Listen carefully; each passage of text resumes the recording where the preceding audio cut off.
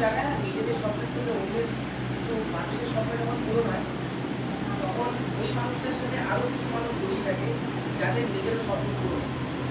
সেখান থেকে আমি একজনই দুজন দ্বারা বসে আছি এখানে। আমার লাইফের ফার্স্ট আমি ভেবেছিলাম কোনোদিন লাইফে কোরিওগ্রাফার হবো, তো আমি হতে পেরেছি। হয়তো তোমাদের আমি তুমি করেই বললাম, এখানে সবাই আছে তোমাদের আশীর্বাদে ভালোবাসায়, বাট সেই আশীর্বাদের আর ভালোবাসার